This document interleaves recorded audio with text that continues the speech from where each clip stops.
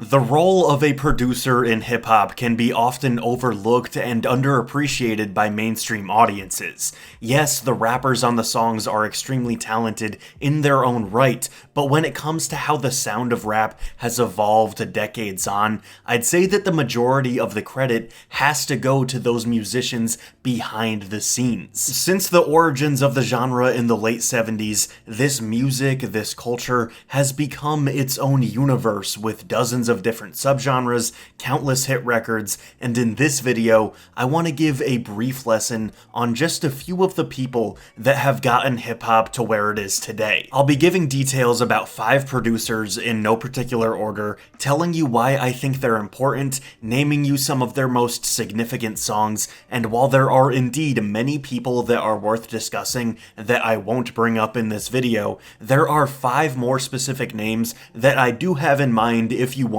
a part 2. Starting it off with a true classic, Dr. Dre has had an illustrious career as a rapper, producer, media mogul, and more. He's been around since the earliest days of rap, constructing the electro hip-hop sounds of the world-class Wreckin' Crew, then moving on to a grittier gangster rap as the main producer for NWA. We've got warmer soul samples within the G-funk of his solo stuff, and he continued to evolve with the times, working with these really full drums and minimalistic piano melodies as he helped launch the careers of Eminem and 50 Cent, creating a variety of classic songs in the process. Dre dipped his toes into plenty of different sounds across almost 40 years in the studio, eventually becoming more of a CEO type, mentor, and delegator as time went on.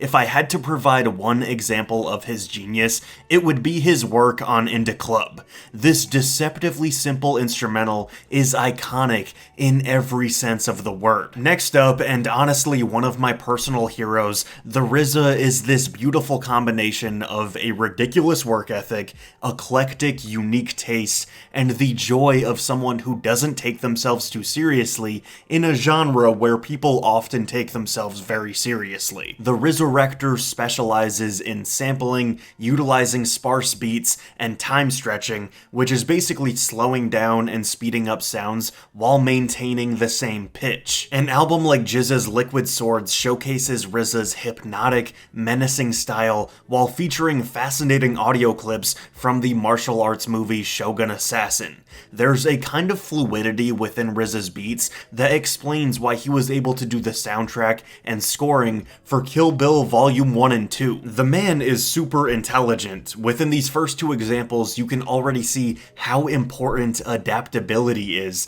and for my ideal RZA-produced song, Fourth Chamber is an all-time favorite.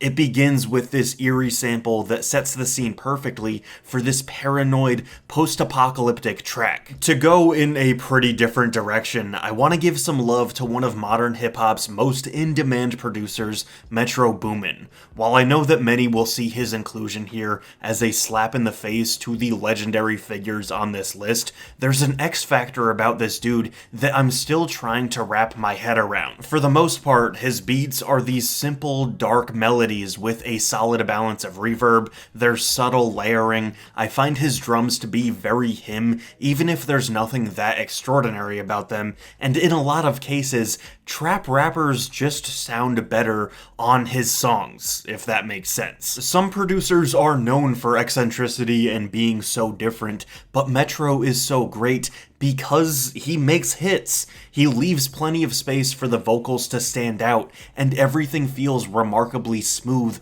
on his songs. He's very complimentary for other artists. He helps them maximize their talent while still being influential on the production side of things. One of his biggest tracks that proves every point I've made so far, Drake and Future's Jumpman, is phenomenal, and out of everything on this, listen for the low ends. Metro Boomin to The Alchemist is an interesting transition, going from quote-unquote simple trap sounds to an often boom-bap East Coast style. The Alchemist does work with an essence of simplicity, but always seems to add a nostalgic flair to spice things up. While he's done notable songs with old school and new school players alike, including Big Pun, Jadakiss, Nas, Snoop, Lil Wayne, and then later with Schoolboy Q, Danny Brown, Kendrick, Joey Badass, Earl Sweatshirt, and more, what I'm captivated by with him is his executive production on entire projects. Since the 2010s, The Alchemist has collaborated on multiple albums with Currency, Action Bronson, Freddie Gibbs, and more.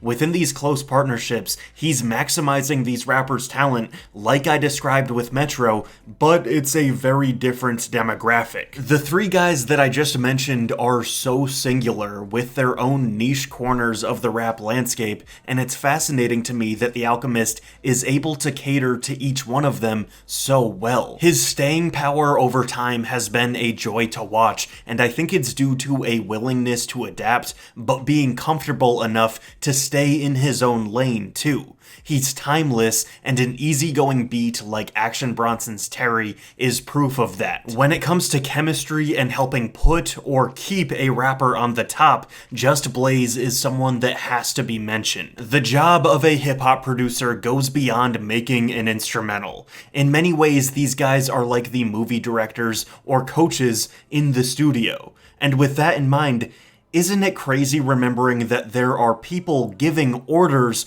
or at least constructive criticism, to some of the most gifted people in their respective fields? Leonardo DiCaprio walks onto a movie set and somebody is telling him how to act.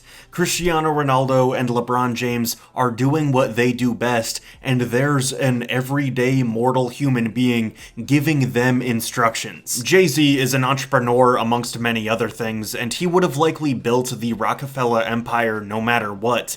But who pushed him to the hard-hitting place where worldwide anthems like You Don't Know and Public Service Announcement came through? Kanye West won a Grammy off of his debut with The College Dropout, where he produced every song, but on his follow-up, who's the only person besides Ye to produce a song on their own, and is it or is it not one of his biggest commercial hits ever? Jay Electronica is this otherworldly walking encyclopedia that brings a new level of vocabulary, historical context, and thought to his songs, but who laid the groundwork for arguably his two very best, most spiritual, all-encompassing tracks?